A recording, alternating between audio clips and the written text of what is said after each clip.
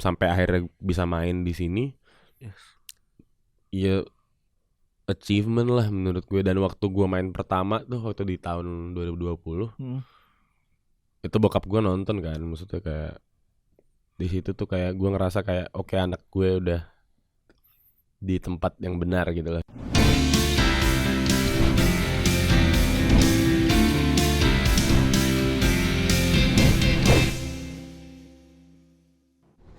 Halo Sobat Bisnis, kita balik lagi di Talks. Dan di episode kali ini kita bakal ngobrol sama salah satu musisi yang juga bakal tampil di gelaran event internasional yang bisa dibilang pertama kali digelar di Jakarta, yaitu Java Jazz Festival 2022. Dan sekarang gue udah bersama Oslo Ibrahim. Halo. Yeay, halo. Bro, nama panggungnya nih Oslo Ibrahim. Betul. Tapi nama aslinya Rio Reski. Artinya apa sih Oslo Ibrahim tuh? Kalau Oslo sebenarnya nama kecil sebenarnya kalau Oslo. Oh, nama Jadi, kecil. singkat cerita tuh ada baju tulisannya Oslo. Terus waktu kecil saking sukanya gue tiap mau mandi itu selalu minta dipakein baju itu. Oke. Dan baju cuma satu kan, sampai akhirnya nyokap gue kesel gitu, terus kayak akhirnya gue dipanggil Oslo. Jadi Oslo jadi panggilan kecil. Jadi panggilan rumah gue tuh Oslo. Di rumah tuh panggil Oslo. Kalau Ibrahim nama bokap aja. Oke. Berarti paham. Iya. Taulah ceritanya sekarang ya. Karena penasaran juga nih, namanya Rio Reski tapi panggilannya Oslo. Oke. Nah, 2 tahun kemarin kan 2020 2021 tuh pandemi ya. Buat musisi sih ya nggak ada panggung, nggak ada konser. Iya benar. Gue kebayangin sih sebagai penikmat nonton konser pun kayak, waduh gila nih. Terus lu sendiri sebagai seorang musisi ngapain aja tuh di 2020-2021?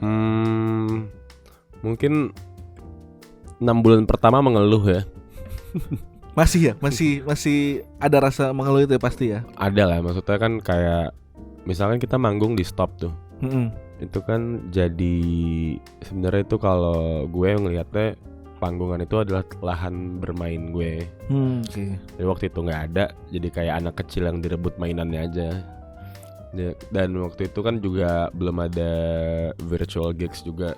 Oke, belum ada ide-ide belum ada, untuk jadi bikin virtual gitu. Ini yang gue lakuin jadi di rumah doang habis itu. Tapi sisi positifnya gue waktu itu jadi bisa ngelarin album gue karena gue nggak main kemana-mana kan. Dan gue rekaman kan selalu di rumah sendiri emang, maksudnya gue ngerjain semuanya sendiri. Jadi ya sisi positif yang bisa diambil mungkin waktu itu album gue kelar. Terus selebihnya berapa lagu tuh? Ada 9 lagu kelar semua? Ya kelar. Gokil. Berapa bulan tuh? Berapa ya? Sebelum pandemi udah mulai. Jadi kayak finishingnya. Di pandemi. Selebihnya ya udah bikin dalgona aja. Oke. Ikut-ikutan juga ya. Iyalah. Dalgona ya. Nah, tapi tadi lu bilang kalau bikin album 9 lagu dikerjain sendiri, full dikerjain sendiri, mixing mastering segala macam. Oh, mixing mastering enggak. Jadi semua take yang alat-alat musiknya gue take di rumah. Kalau mixing mastering kan tinggal kirim-kirim doang. Kayak yang teman gue yang biasa mixing mastering. Berarti juga itu memanfaatkan digital juga ya berarti ya selama pandemi juga. Iya, mungkin pandemi ini akan lebih berasa kalau di zaman belum ada internet kali ya. Kayak itu pasti akan terkurung banget kita ya. Jadi ya udahlah, mungkin sekarang banyak pilihan. Kalau misal di rumah doang entertainment udah banyak sekarang dari digital gitu. Ya mungkin membantulah semua sekarang streaming platform atau kita nonton film secara online juga bisa sekarang. Jadi ya sedikit banyak bisa mengurangi kebosanan itulah. Salah satu lagu yang bisa dibilang nge-booming di Jepang ya, Baby Don't Let Me Go, itu juga lu kerjain waktu pandemi ya? Iya, waktu pandemi. Waktu pandemi juga? Iya. Ceritanya apa sih? Kenapa bisa akhirnya booming di Jepang tuh? Sebenarnya itu juga gue gak expect sama sekali sebetulnya. Karena kan gue kalau bikin lagu yang penting goals gue cuman apa yang gue curhatin jadi gitu. Ya kan. Ternyata si Baby Don't Let Me Go waktu dirilis pertama kali itu di digital streaming platform kayak banyak masuk playlist global sebetulnya. Mungkin dapatnya dari sana. Terus kemudian waktu itu gue ada yang mention gue di Twitter, itu kayak medianya dari Korea sebenarnya. Itu yang biasa beritain BTS segala macem, jadiin lagu gue jadi contoh kalau lu dari mana aja bisa nembus global sekarang. Jadi dia mention nama gue kayak like Oslo Ibrahim gini-gini segala macem, dia dari sini udah bisa globally segala macem. Dari situ mungkin dapat awareness di Asianya dari situ. Gak lama setelah berita itu, gue dan tim dihubungin dari radio Jepang sana. Dan ternyata setelah kita tanya-tanya, ternyata itu salah satu radio paling gede di Jepang. Lagu gue masuk chart di top 100 segala macam, sampai akhirnya berapa minggu naik sampai akhirnya jadi nomor 1. Waktu itu sempat nomor 1 3 minggu. Habis itu ya udah, maksudnya gue sih kalau misalnya 2 tahun lalu ngelihat gue yang sekarang tuh misalnya kayak gokil juga nih orang gitu. Tapi kalau gue ngerasain sekarang kayak ya udah part of the process aja gitu. Maksudnya gue masih nggak nyangka juga bisa nge-reach pasar sampai ke sana gitu. Ya walaupun gue expect gitu, maksudnya kayak gue nulis lagu bahasa Inggris, gue sadar betul akan nge-reach lebih banyak pendengar kan gitu. Tapi nggak segininya juga gitu menurut gue waktu itu. Dan jadi gue tetap nggak nyangka, dan gue senang banget lah maksudnya gitu. Tapi memang sebelum masuk ke Jepang itu lu udah kepikiran kalau target lu bakal Asia nih? Ya dong, target gue nggak Asia doang sebenarnya. Justru malah lebih gede lagi. Lebih gede lagi gitu. Tapi ya intinya kan gue pengen bikin semua penduduk dunia tuh sebanyak mungkin mengerti lagu gue lah. Makanya gue pakai bahasa Inggris gitu loh. Jadi udah dapet yang seperti ini, ya udahlah, baby step untuk kedepannya aja udah. Tadi lu bilang kalau lagu-lagu yang lu bikin tuh curhatan. Sebenarnya sekedar curhatan. Curhatannya kayak gimana sih yang akhirnya lu jadiin itu jadi lagu gitu? Curhatan hidup gue ya, jadi mostly lagu gue tentang kisah-kisah hidup gue aja gitu, tentang kisah cinta gue. Ya mostly kisah cinta gue sih. Jadi kayak sebenarnya ada beberapa hal yang nggak bisa gue curhatin ke teman-teman gue, atau gue nggak tahu bahasanya gimana, gue jadiin lagu aja. Akhirnya jadi lagu. Oke. Tapi inspirasi lu siapa sih untuk ketika lu nulis lagu, bikin lirik segala macam tuh inspirasinya siapa? Inspirasi gue itu kalau secara lirik itu nggak sih, gue semua secara keseluruhan sih. Gue suka banget sama John Mayer. Terus gue suka sama Stevie Wonder. Daft Punk, Red Hot Chili Peppers. Campur-campur ya? Gue campur sih. Justin Bieber juga gue suka banget. Kalau Indo gue suka banget sama Tulus. Gue suka The Sigit, Sheila on 7. Mostly gue semakin bertambah umur, semakin tuanya gue makin dengerin semua musik. Dulu kan kalau masih muda kan gue keren-kerenan kan, kayak gue idealis ya. Gue blues banget, gue rock and roll banget segala macam. Sampai akhirnya gue menyadari kayak gak harus dibatas-batasin lah. Maksudnya kalau musik enak ya enak aja gitu. Iya bener. Selain musik nih, Oke. banyak yang bilang kalau style lu tuh nyentrik, beda, pakai cat kuku. Nih sobat musik kalau lihat di sini datang ke studio pakai cat kuku, bajunya dibuka. Itu apa yang bikin lo punya style sendiri kayak gitu? Terus inspirasinya dari mana sih? Kalau baju dibuka sebenarnya tergantung iklim negara kita ini ya. Gue yakin pasti semua sebenarnya pengen kayak gini karena kan panas ya di sini. Kalau yang lain-lain inspirasinya sebenarnya siapa ya? Gue nggak ada orang tertentu juga, itu tuh mungkin semua ada di memori gue, apa yang gue lihat itu keren segala macam, sampai akhirnya gue cobain, ternyata menurut gue cocok dan gue nyaman gitu loh. Kalau bisa dibilang kalau fashion tuh dari dulu emang gue ada ketertarikan untuk mix and match tentang baju, fashion, outfit dan segala macam, itu gue ada hobi di situ gitu. Kalau ada orang yang jadi inspirasi mungkin itu ada Dennis Rodman. Itu gue suka Dennis Rodman, Lenny Kravitz, sama Dua Lipa. Agak-agak jauh ya. Gak jauh memang. Dua Lipa aja ya. Iya. Dua Lipa sih lebih ke cita-cita sih. Oh, Dua Lipa kenapa tuh cita-citanya Dua Lipa? Kalau bisa gue per istri. Sama sih, sama. Iya. Siapa yang gak doyan Dua Lipa ya? Iya, bener. Nah, lanjut lagi nih soal kemarin sih gue liat postingan di Hari Musik, pas Hari Musik. Salah satu postingan lo tuh bisa dibilang beda ya dari yang lain ketika musisi-musisi lain selamat Hari Musik, dia posting lagi manggung. Tapi Oslo ini ngeposting kalimat ya, beberapa kalimat yang isinya adalah bisa dibilang perjalanan lo ya sebagai musisi. Iya, perjalanan dan apa ya, rasa terima kasih gue kepada orang-orang yang mendukung industri ini ya. Karena kan nggak cuman gue doang yang di atas panggung yang dilihat orang gitu, semua yang kena dampaknya kan ada kru, ada orang lighting, ada dari sound system dan lain-lain. Dan gue cuma mau menceritakan itu aja, maksudnya kayak dan gue bilang waktu itu kayak kita jadi musisi, orang pasti udah ngelihat, mau gimana pun lu pasti udah ngelihat sebelah mata duluan. Udah pasti itu, karena kan ini bukan pekerjaan yang common di negara Indonesia, kita gitu loh.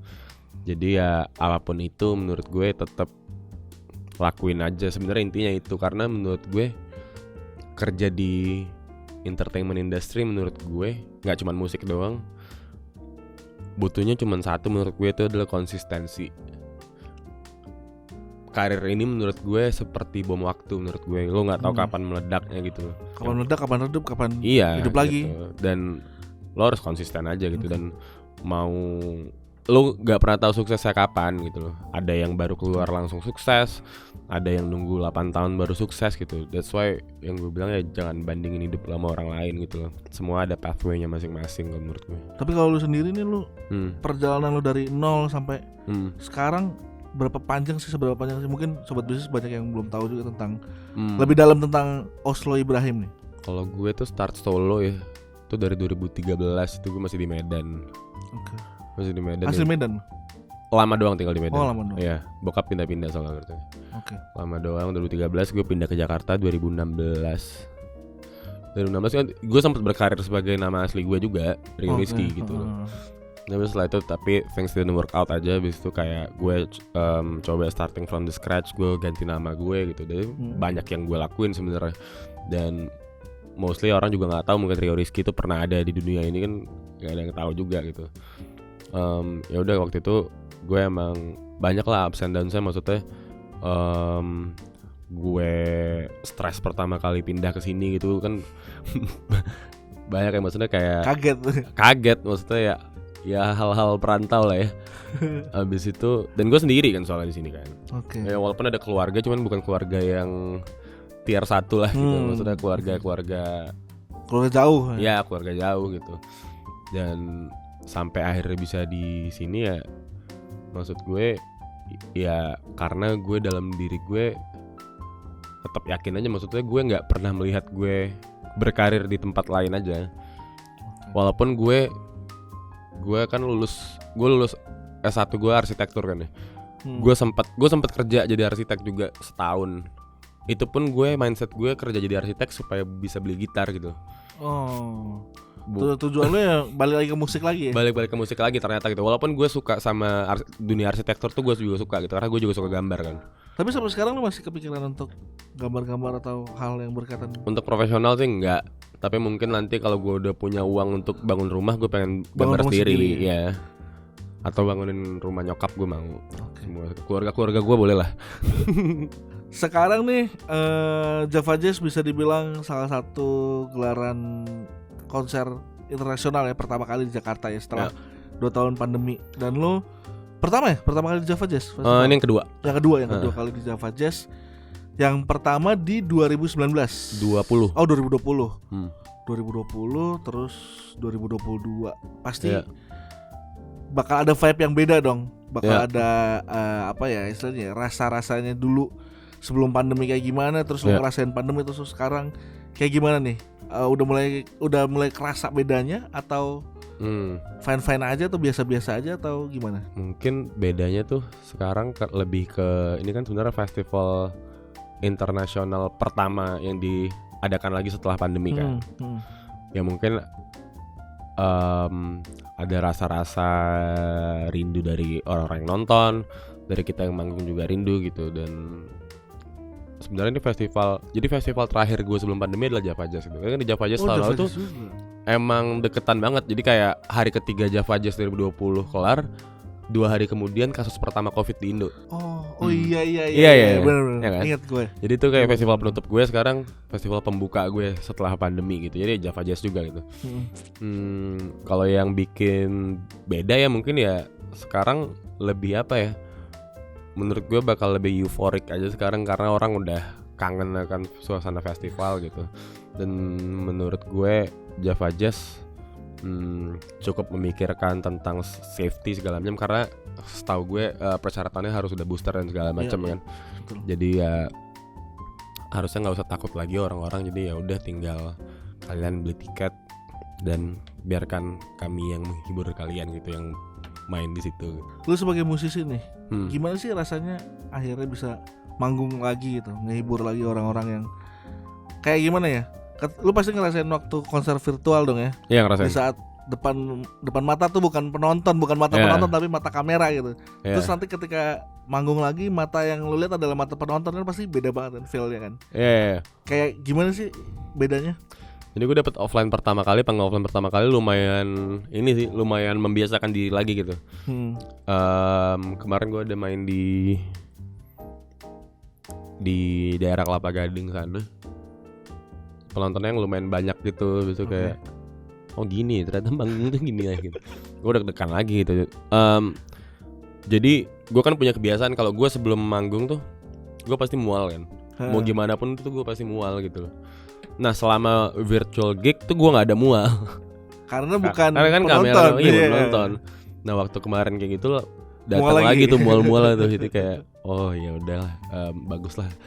Things going back to normal again gitu. Balik lagi ke normal ya. Kembali lagi ke sedia kala. Seperti sedia kala. Kalau dari lu sendiri nih, pendapatnya tentang Java Jazz 2022 ini kayak gimana sih? Pendapat lu pribadi sebagai seorang musisi yang juga pengisi acara. Java Jazz menurut gue salah satu festival internasional tertua juga di Indo kan gitu.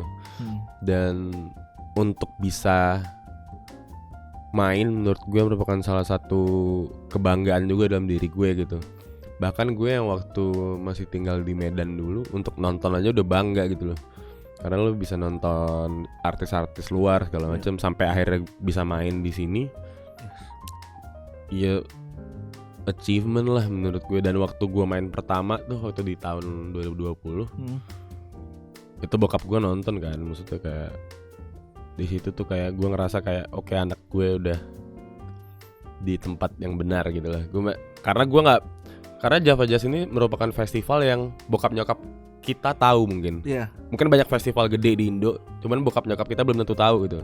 Ya kalau Java Jazz tuh pasti mereka tahu gitu. Karena emang salah satu yang tertua dan musik-musiknya juga mungkin lebih masuk ke bokap nyokap kita gitu. Jadi kayak untuk bisa main di situ, mereka bisa lebih merasakan pride-nya gitu loh. Dan untuk bisa diundang lagi, dan apalagi ntar gue ada main set sendiri, terus gue ada kolaborasi sama Mas Faris RM juga gitu. Apalagi ditambah seperti itu, jadi kayak bangga banget lah pasti. Dan jadi pride tersendiri buat lo. Ya dan gue yakin juga bokap nyokap gue pasti bangga, cuman mereka nggak ngomong aja. Di 2022 ini kan lu manggung tadi ya, bilang sedikit ya, manggung sama Om Faris RM. Konsepnya kayak gimana sih? Konsepnya jadi nanti Mas Faris RM ada satu song list lagu, satu list set list lah. Nanti gue ada main di yang berdua sama Mas Faris, ada 2 lagu. Karena kan gue nggak cuma gue doang kan, ada Ferry Sakota juga. Iya, Ferry Sakota. Terus nanti ada 2 lagu terakhir itu kita rame-rame semua. Jadi kalau total gue harus ngafalin 4 lagu lah. Lagu mereka juga, lagu lu juga? Enggak, lagu Mas Faris semua. Oh, lagu Mas Faris semua. Tapi lagu lu sendiri lu bawain juga di itu? Di setnya Mas Faris enggak? Oh, di setnya Mas Faris enggak. Tapi di set lu sendiri pastilah lagu lu ya. Oke. Nah, kalau ngomongin tentang konser, bisa dibilang ini awal ya, dan semoga kalau gue sih berharap sebagai penikmat konser juga berharap bakal lanjut nih ke depannya, bakal dimudahin lagi, konser-konser bakal lebih banyak lagi. Kalau lu sendiri nih dari seorang musisi, harapannya apa nih ke depan? Kita masih pandemi ya, masih statusnya di Indonesia juga masih pandemi gitu kan. Harapannya nih di 2022 inilah apa sih?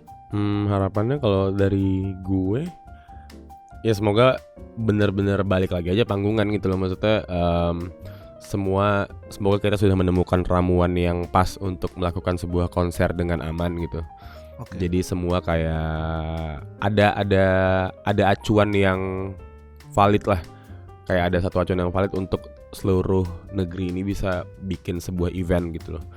Jadi karena gue juga mikirin event organizer dan lain-lain segala macam, pasti kayak mikirnya gimana ya, udah aman belum ya, udah aman gitu. Kalau misal udah ada acuan yang valid dan misalnya dari pemerintah gitu misal segala macam, pasti semua juga udah fine aja gitu. Dan semoga itu bisa berjalan. Dan sebenarnya kalau kalian juga ngikutin, maksudnya kalau lihat di sosial media juga udah bakal lebih banyak lagi acara-acara di menuju sampai ke tahun depan segala macam, akhir tahun tuh udah banyak gitu. Jadi ya semoga itu berjalan dengan lancar aja sampai, ya udah goalsnya sampai akhir tahun ini aja deh. Maksudnya semoga yang semua yang udah terencanakan bisa terjadi aja. Oke. Kalau lu sendiri nih di 2022 ini ada project apa lagi nih? Selain manggung tuh ada album kedua sebenarnya. Album kedua bakal rilis di tahun ini? Rilis di tahun ini. Berapa lagu tuh? Antara 10 atau 11. Antara 10 atau 11. Itu kalau sesuai schedule sih harusnya di Agustus. Wih, bentar lagi dong. Nah itu dia, gue juga jadi takut karena belum kelar banget lagu ya. Gue kira pikiran gue tuh tahun ini ya November lah kali ya. Iya. Itu ternyata Agustus bentar lagi ya. Iya, bluffingnya Agustus aja dulu. Kalau ujung-ujung November ya udah minta maaf aja gue. Persiapannya udah berapa persen tuh? Persiapannya sebenarnya kalau secara lagu sebenarnya udah jadi semua. Cuman ada BM gue aja gitu, maksudnya kayak mau nambahin ini, nambahin itu segala macam, yang karena gue lumayan banyak mau kalau ke lagu sendiri gitu. Jadi udah apa ya gue bisa dibilang gue lumayan perfeksionis kalau dalam karya gue sendiri aja, karena gue nggak mau mengecewakan aja, nggak mau mengecewakan diri gue sendiri sih. Jangan tanggung-tanggung juga kali ya. Iya gitu, karena kalau gue karena kan konsepnya kalau udah diri gue udah seneng gitu, gue kayak nggak peduli yang lain gitu. Maksimalin tuh. Kayak ya udahlah gitu, at least kayak apa, I did my best gitu ya. Setelahnya gue serahin, karena kalau lo mikirin orang juga, mau lo senabi apapun pasti ada juga yang nggak suka sama lo gitu. Jadi ya udah, maksudnya kalau udah nyenengin diri sendiri ya udah, gue serahin ke publik aja. Ada rencana buat collab gitu nggak sih? Sampai sekarang sih belum ada, karena gue pengen album ini kayak yang bener-bener gue gitu loh. Karena gue sebelumnya kan gue album tuh 2020 kan, yang pertama. 2021 gue ngerilis EP mini album itu kan. Gue ada dua kolaborasi sebenarnya. Itu gue sama Randy Panduga sama Pamungkas kan. Habis itu kayaknya udahlah stop lah ya collab dulu gitu. Kalaupun ada collab, gue pengen sama penyanyi cewek sih, karena belum pernah kan. Siapa nih kalau pengen collab rencananya? Dua Lipa. Tetap ya Dua Lipa ya. Belum kepikiran sih gue, maksudnya kalau gue milih kolaborator kayak gue juga lebih mikirin ke suaranya cocok apa enggak. Maksudnya kalau penyanyi udah pasti bagus lah suaranya kan gitu loh. Dan sama apa namanya,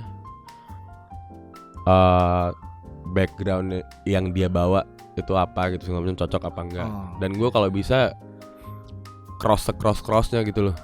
Kalau kolaborasi sekalian cross kalian gitu pengennya. Ya karena menurut gue kan inti dari kolaborasi adalah cross market kan, maksudnya ya gue bisa dapat market lu bisa dapat market gue gitu. Kalau sama-sama di lane yang sama ya, satu ketebak dan kedua nggak bakal ada cerita yang baru gitu loh.